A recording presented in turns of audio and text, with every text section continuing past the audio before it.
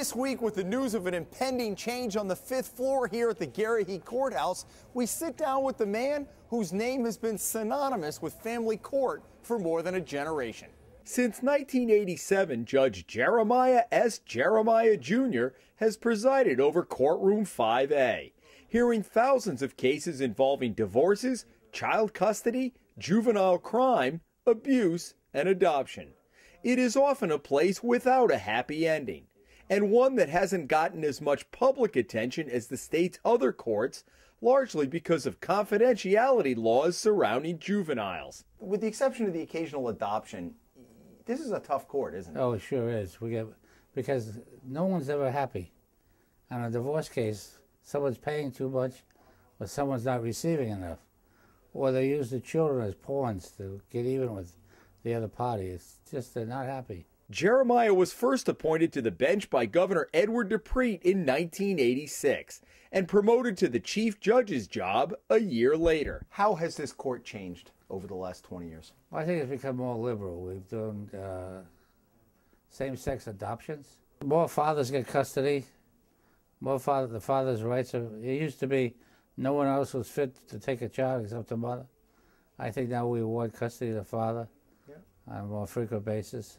Jeremiah, who oversees 18 judges and 150 staff members across the state, says society has changed a lot since he first took the bench. Children have no value as to life.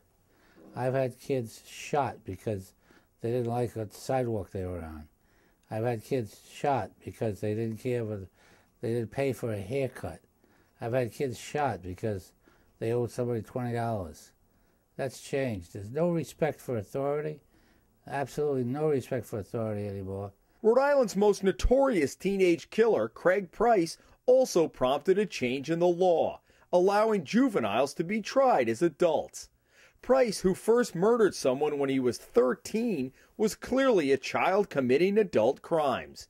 Jeremiah says the decision to waive a juvenile into adult court hinges largely on whether a judge believes the child can be rehabilitated. Do you go into most cases believing that the child can be rehabilitated? Yes.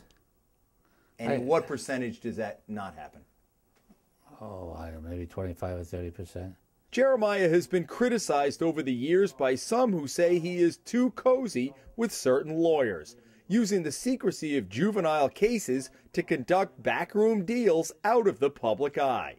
The judge shrugs it off, saying the title chief carries with it a target at times. What do you say to your critics who say, well, you know, he's not running the court the way it should be, and there's a lot of back room and all of that? I mean, we've heard that recently. You always get criticized. Nobody's perfect.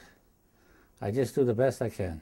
But it's clear Jeremiah, who is now 74, has lost some speed off his fastball. And the judge himself admits he's leaving for health reasons. He's had complications from a fall and has to use a wheelchair.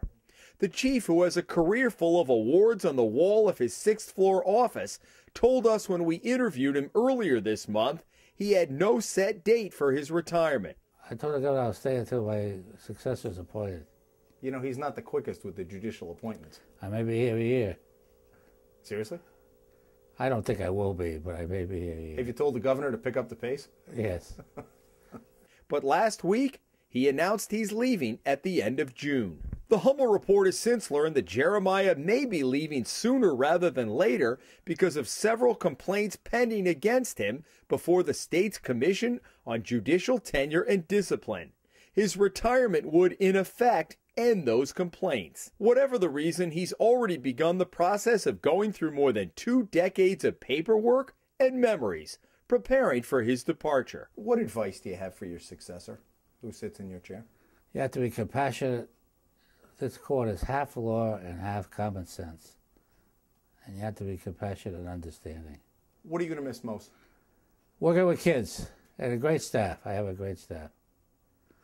Well, working with kids. In Providence, Jim Hummel for the Hummel Report.